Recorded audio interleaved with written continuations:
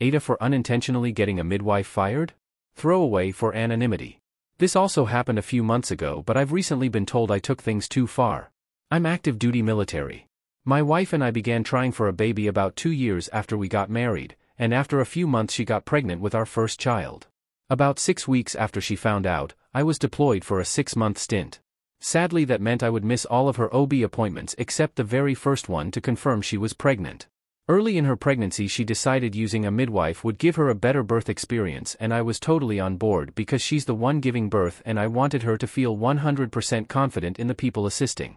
It had also been decided that the people in the room, aside from medical staff, would be me for obvious reasons, and one of our mothers.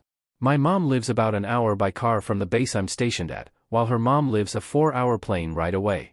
Ideally her mom would be able to get there in time, but she loves my mom too and was okay with her being there if labor went fast and her mom couldn't make it in time.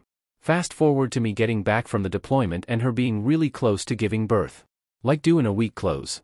She was supposed to have an OB appointment that I would be able to go to, but ended up going into labor very early on the morning of the appointment. We go to the civilian hospital and they confirm she's in active labor. I called her mom, who immediately booked a flight that would have gotten her here at about noon. Then my mom, who came to the hospital a few hours later. A while later the midwife comes in to see my wife, and was rude from the start. My wife told her I was back from deployment and she calmed down a little but was still clearly not happy I was in the room. Especially once I started cracking jokes to try to distract my wife from the pain of the contractions. Then the midwife glared at me and told me to take this seriously and have respect for my wife while she's in pain. I thought her hostility was weird, but was more focused on my wife and doing all I could to support her. As it got closer to noon, my wife was almost 9 centimeters dilated, and so I decided not to go pick up her mom from the airport and had her take a cab instead, so I wouldn't have to leave for over an hour to drive to the airport. When her mom did get to the hospital, I left the L&D floor briefly to go downstairs and pay the cab driver so her mom wouldn't need to. As the cab is pulling up, I got a call from my mom telling me the OB and midwife were there, and the baby was coming fast. Of course I rushed back up there after tossing some cash to the cab driver, so her mom and I could be there for the birth. When I got back to the L&D floor my mom was in the waiting room since she had to step out to make the phone call and also knew she would be waiting outside. I used the intercom to ask to be let back in, and to my surprise, I was denied entry. They said they had an order to not let me or anyone in to see my wife. That was really confusing, so I asked why, and was just told I wouldn't be let in and not to tie them up on the intercom or security would be called. So the 3 of us waited outside, since my wife didn't answer her phone as she was actively pushing our baby out. Well over 2 hours later she was able to call me back, and asked where I had been. I told her the hospital staff wouldn't let me in, but I had been in the waiting room trying to get answers for almost 2.5 hours. Long story short, it was the midwife who told the desk staff that I wasn't to be let back in. She lied and said my wife had reported I was abusive and she didn't want me there. So not only did my poor wife have to give birth alone and without me or her mom there for support, I missed the birth of my daughter. It meant a lot to me to be there to see my baby come into the world, because I missed so much of the pregnancy, and that was ripped away from me because this awful woman didn't like that I never showed up to a single appointment the entire pregnancy, despite being told by my wife that I was deployed. So, with my wife's support I filed a formal complaint about the midwife. And she ended up getting fired by the OB's office. My wife is naturally on my side, but some of our friends have said I was wrong to make such a big deal out of it and taking away the woman's livelihood. Was I the AH for reporting her, which caused her to lose her job? I'd like the perspective of people outside the situation. Edit, I took some advice and contacted JAG, military lawyers, to meet with an attorney about taking further steps.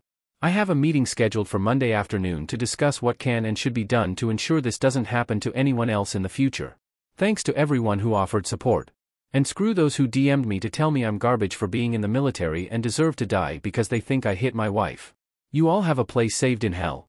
Edit 2, since some people are so caught up on me paying for my MIL's cab, and the jokes I was making with my wife, I'll clear it up. I made jokes because she asked me to distract her from the pain by making her laugh. We were both making jokes, not just me. I also paid for my MIL's cab because my wife told me to make sure I went down and paid, and also because it was the right thing to do since she didn't choose to take the cab. That was my choice since it was last minute. Update. We met with the JAG attorney on Monday and it seems like I have a good case for going after her license, as well as a possible defamation lawsuit. She's a certified nurse midwife, so she has a license that can be revoked or suspended. I'm not convinced it needs to be revoked altogether, but I do think she should be suspended for a while and forced to get more training in her field. The attorney JAG assigned to me is a parent herself and seemed genuinely appalled that someone would have to miss the birth of their child because a member of the medical staff used their influence to deny entry back into the maternity wing. Especially when it's for a made-up reason that could have gotten me in a lot of trouble with the Navy. My wife was able to come with me to the meeting and had a brief conversation alone with the JAG. On the drive home she told me what they spoke about, and basically the attorney just needed to confirm that everything the midwife said about me being abusive was false and unfounded. When my wife told her I have never and would never lay a hand on her or my child, she asked if my wife felt any sort of emotional distress about me not being there for the birth. She confirmed that she does, and that's when it was decided that we would try to build a case for more than just possible medical malpractice. We don't care about any monetary gain.